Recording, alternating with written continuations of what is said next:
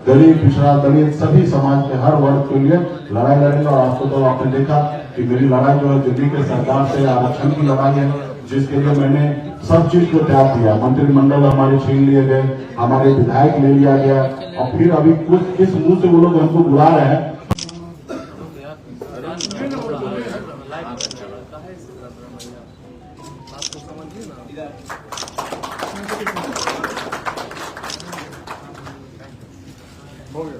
Y VIP तो राजनीति में आप जब अपना सफर शुरू करने वाले रहते हैं तो ऐसा नहीं है कि मैंने मेरी मित्रता या मेरा परिचय से था। उससे पहले मैं राष्ट्रीय पार्टी और जितने भी सभी आपके जो बिहार में दल है उनमें मेरे अच्छे सारे नेता थे, तो मैंने सबसे व्यापक विचार मेरे हिसाब से नेतृत्व के 3 गुण होते हैं: सरल, सुलभ और उपलब्ध। और ये 3 गुण आपको किसी भी बड़े राजनीतिक दल में नहीं मिलेंगे। श्री मुकेश सहनी जी की सहृदयता कहिए या बड़प्पन कहिए, ये सरल भी है, सुलभ भी है और उपलब्ध भी है। तो मुझे अपनी पार्टी शुरू करने के लिए इससे अच्छा मौका नहीं था। और जहाँ आपको सम्मान मिलेगा, जहाँ आपको आदर मिलेगा, वहीं जाएंगे। तो VIP was my first and last choice. मैं कहीं और किसी और दरवाजे पर गया नहीं और मुझे जरूरत नहीं थी। दूसरी वजह कि मैं आया क्यों, उसकी वजह यह है कि बिहार में आप देखते हो, ठीक है, जो सत्यता है वो सत्यता है। हमारा समाज वर्गीकृत है, क्लासिफाइड है, वर्टिकल्स में बटा ये इसके नेता है, ये उसके नेता है, उसके नेता है। मैं आपसे पूछता हूँ कि 18% आबादी का कौन सा नेता है, किसकी आवाज है जो आप सुनना चाहते हैं, या कौन है जो उनके बिहार में बात करता है?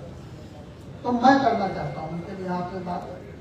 मैं उनकी समस्याएं उठाना चाहता हूँ, मैं उस समाज का वॉइस बनना चाहता हूँ।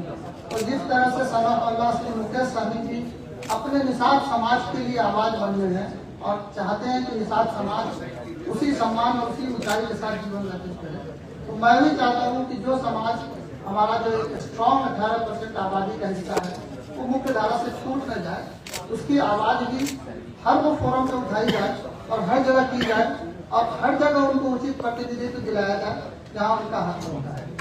उसके लिए मुकेश सहनी जी ने ओपन, इसको कहते हैं हार्ट, आप खुले दिल से स्वागत किया कि आपके विचार अच्छे हैं, आप आएंगे मेरे साथ, हम सब मिलकर बिहार को सुंदर करेंगे, अपने समाज के लिए काम करेंगे। अब जैसे मैं बता रहा था कि दूसरा आपका ऑब्वियस प्रश्न ये होगा कि वक्फ बिल के बारे में। वक्फ बिल के बारे में थोड़ी देर हो गई है क्योंकि एक्ट ऑलरेडी बन चुका है, माननीय महामहिम का अनुमोदन भी प्राप्त हो चुका है। तो ये कॉन्स्टिट्यूशनल मॉरलिटी का प्रश्न है। अब वो वक्फ बिल सुप्रीम कोर्ट में जुडिशियल रिव्यू में है, इसलिए हमारा या किसी और का बहुत कुछ उस पर बोलना उचित नहीं है।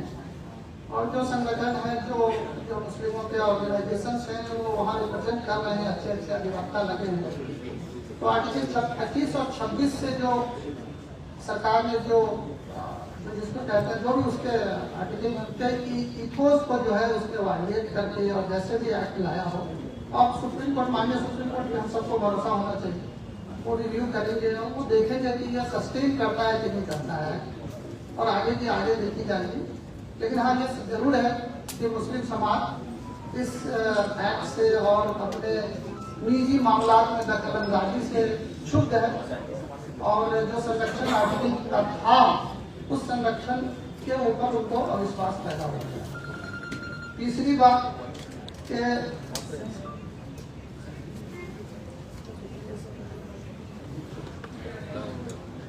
जो बीजेपी, जो हमारी मुख्य विपक्षी पार्टी है, वो आप देख रहे हैं पिछले कुछ दिनों में मादा और पसमादा की पॉलिटिक्स कर रहे हैं। मादा मतलब पहले वो महिलाओं के लिए ट्रिपल तलाक और कुछ लेके आए, एक्ट बिल लेके आए। अब इसका ऑडिट होना जरूरी है कि ट्रिपल तलाक के बाद कितने जो है मुसलमान पति जेल गए और कितनी महिला बहनों को न्याय मिला। इस बात का सरकार को सोशल ऑडिट कराना चाहिए, क्योंकि वो एक्ट बने हुए टाइम हो गया। और अब जो है सरकार, सभी सरकार के मंत्री संतरी सभी मुक्त कंठ से कह रहे हैं कि वो पसमादा का कल्याण करेंगे। तो मेरा ये मानना है कि मुसलमान या तो पूरे के पूरे बैकवर्ड है, 18% पिछड़ा है, और या नहीं तो मुसलमान में कोई ऐसा मुसलमान आप हमको बता दीजिए जो उच्च वर्ग या उच्च कुलीन या ऐसा हो जो ये क्लेम कर सके कि ये राजा का बेटा है या महाराजा का बेटा है। सबकी हालत वही है। उर्दू में कहावत है ना कि जो ऐन की हालत हो गैन की हालत, दोनों मुंह बाए हुए हैं, दोनों को भूख लगी हुई है और दोनों सड़कों पे है। तो इसलिए मुसलमान समाज को विभाजित करने का जो ये सरकारी प्रोपेगेंडा जिसको कहते हैं, और उसमें अनफॉर्चुनेटली कुछ मुस्लिम लीडरान भी शामिल है जो आजकल पसमादा का राज जा रहे हैं। मुसलमान अपने आप को कभी अग्रज, पिछड़ा या पसमादा, ये धर्म की उत्पत्ति ही इसी बात के विरोध में हुई है कि मुसलमान एक है और एक ईश्वर को मानने वाला और इसमें कोई जाति।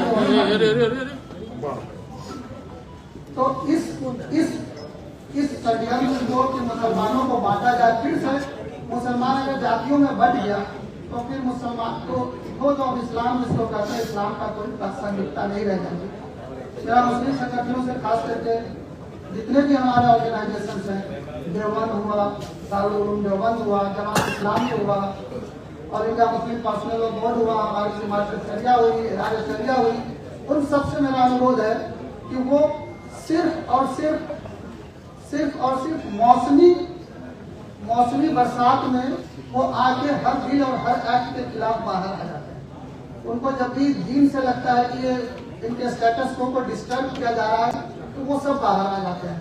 लेकिन जो सोशल रिफॉर्म का और जो इंटरनल रिफॉर्म का काम मुसलमानों के बीच होना चाहिए, हमारी किसी ऑर्गेनाइजेशन ने न डेयर किया, न हिम्मत किया और न उसको छूने की कोशिश की।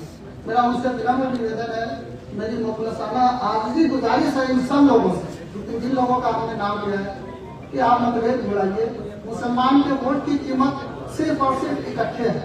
अगर मुसलमान का वोट बट गया तो वो किसी काम का नहीं, आप भी डिवैल्यूएट हो जाएंगे, आपका वोट भी डिवैल्यूएट हो गया, और इस बात की पूरी संभावना है कि आपकी वोट ऐसे भी आज के डेट में आपके वोट को इररिलेवेंट कर दिया है। तो इस इररिलेवेंसी को रोकने के लिए इकट्ठा होइए, जुड़िए और मुसलमान समझ के वोट करिए, मुसलमान समझ के जिंदा रहिए, समाज को वैसे ही दीजिए।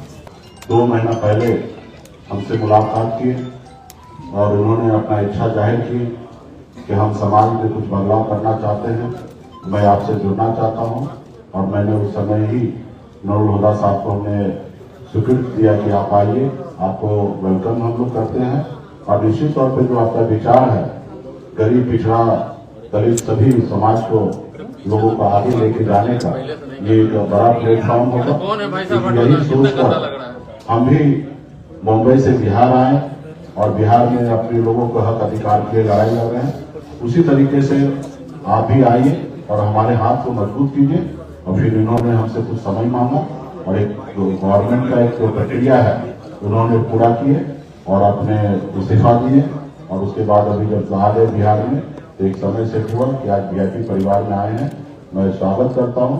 और निश्चित तौर पर इनके आने से एक बड़ा मैसेज, एक बड़ा संदेश वीआईपी पार्टी पूरे देश में दे रही है कि हम सभी जाति, सभी धर्म के लोग हमारे साथ हैं।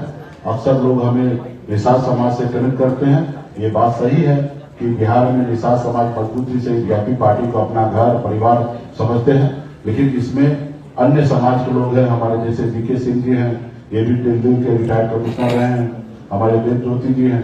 तो अभी पार्टी में बहुत सारे सभी जाति धर्म के लोग पार्टी में आ रहे हैं और इससे हमारी पार्टी भविष्य में आगे हम लोग बढ़ेंगे। और हम पे, हमारी पार्टी पे भरोसा करने के लिए पुनः मैं मोहम्मद नूरुल हुदा साहब को मैं धन्यवाद देता हूं। और आपके नेतृत्व हमारी पार्टी आगे चलेंगे और आप खुलकर आप अपने समाज के लिए, अपने राज्य के लिए, अपने गरीब, पिछड़ा, दलित भाई के लिए, सभी के लिए आप मनपसंद तरीके से काम कीजिएगा। यहाँ पे कहीं पे आपको कोई चीज का रोक टोक नहीं होगा और आप हमारे कंधे से कंधे मिलाकर हमारे साथ काम कीजिए। हम लोग एक साथ रहकर अपने बिहार को और अपने लोगों को आगे बढ़ाएंगे। तो बहुत बहुत धन्यवाद देता हूँ। और आप लोगों को क्या बात रखना है तो आप बात रख सकते हैं। किसानी जी, क्या महागठबंधन में बैठक हो रही है? क्या की मुलाकात हुई है? कितने सीट तक आपका डिमांड है? देखिए, कल महागठबंधन का बैठक होने वाला है बिहार में और हम लोग बैठेंगे और कितने सीट पर लड़ना है, डिमांड करना, वो तो गठबंधन के प्लेटफॉर्म पे करना है। और जब गठबंधन के प्लेटफॉर्म पर स्वीकृत हो जाएगा तो आप लोगों के बीच में आपको इसकी जानकारी हम लोग दे देंगे। हम लोग बहुत ही कंफर्टेबल है, हमारे पास 243 सीट है और हम सब मिलकर मजबूती से 243 पे लड़ेंगे और सब सीट पर जीत हासिल करेंगे और बिहार में तेजस्वी प्रसाद यादव जी के नेतृत्व में हम अपनी सरकार बनाएंगे। सैनी जी, दिलीप जायसवाल ने कहा है कि इंडिया गठबंधन के एक बड़े नेता उनके संपर्क में हैं। क्या आप उनके संपर्क में हैं? देखिए, हम भी सुने हैं, भारतीय जनता पार्टी पहले से ही परसेप्शन बनाते हैं, वो पहले से ही वो अपने आप को कमजोर समझते हैं। उनको पता है कि मेरे नैया पार नहीं लगने वाला है 2020-25 तो इसलिए वो लोग हमारी इंतजार कर रहा है। मैं वहां पे जाने वाला नहीं हूँ। और दूसरा उनका एक और परसेप्शन है कि अपने गठबंधन के सहयोगी को सीट नहीं देना, खास करके चिराग पासवान जी को, मांझी जी को, कि सहनी जी हमारे साथ आ रहे हैं, इसलिए थोड़ा कम सीट में आप एडजस्टमेंट कर दीजिए। तो मैं चिराग पासवान जी को भी मैं कहना चाहूंगा आपके माध्यम से कि आप मजबूती से अड़े रहिए। आपका पार्टी का कम से कम एनडीए गठबंधन में 50 सीट मिलना चाहिए। और आपको अगर कहे कि मुकेश सहनी आ रहे हैं, इस बात में विश्वास नहीं कीजिएगा। क्लियर है कि वीआईपी पार्टी खास करके एनडीए में तो दूर दूर तक नहीं जाने वाले, महागठबंधन में है और अपनी हम लोग सरकार बनाएंगे। और मांझी जी से भी आग्रह करते हैं, भूपेंद्र जी को कह रहे हैं कि मांझी जी अभी 35-40 सीट मांग किए हैं, तो 35-40 सीट तो मैं मानता हूं कि ज्यादा है, लेकिन कम से कम 20 से 25 सीट उनको मिलना चाहिए। और उसी तरीके से भूपेंद्र जी को भी मिलना चाहिए। और हम लोगों के पास कोई दिक्कत नहीं है, हम लोग मजबूती से लड़ेंगे। आप महागठबंधन में कितने सीटों का आपको चाहिए? महागठबंधन में आपको कितने सीटों पर डिमांड? महागठबंधन में आप कितने सीटों पर चुनाव लड़ना चाहते हैं?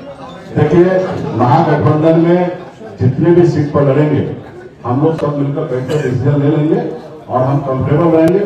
और आपने देखा, पिछले बार हमने राष्ट्रीय कार्यकारिणी का जब हमारा बैठक हुआ था, हमने अपने पार्टी के लिए एजेंडा सेट किया कि भविष्य में हमारी पार्टी 60 सीट पर चुनाव करे। उसी तरीके से भारतीय जनता पार्टी का भी एजेंडा होता है, क्षेत्रीय पार्टी है, उसको हम खत्म करेंगे। तो सब अपने अपने पार्टी के लिए एक रोड मैप बनाते हैं, उसी तरीके से हमने बनाया है।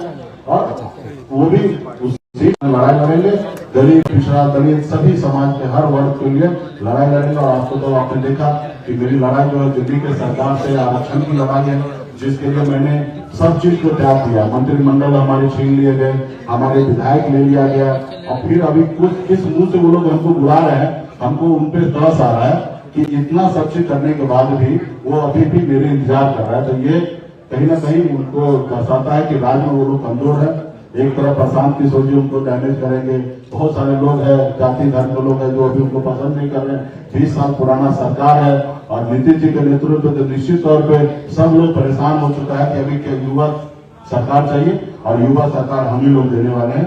तो इसलिए मजबूती से महागठबंधन में हम लोग सरकार बनाएंगे। कल की जो बैठक होगी वो इम्पोर्टेंट होगी आपके भविष्य के बारे में भी, क्योंकि मुख्यमंत्री का चेहरा हमारे भविष्य के लिए छोड़ दीजिए, नहीं, डिप्टी सीएम का भी चेहरा तय होगा। हम लोगों के लिए अपने भविष्य का चिंता नहीं है। अगर भविष्य का चिंता होता तो भारतीय जनता पार्टी का बात मान के हो सकता मैं सीएम का चेहरा होता, लेकिन हम अपने भविष्य का चिंता नहीं करते। हम अपने विधायक को तोड़वा लिए, पार्टी तोड़वा लिए, हम मंत्रिमंडल से बाहर निकल गए। हमारी फिक्र जो है सिर्फ बिहार का हर युवा, हर किसान, हर मजदूर का, कि अपने राज्य को छोड़कर दूसरे राज्य में उसको जाना न पड़े, अपने राज्य में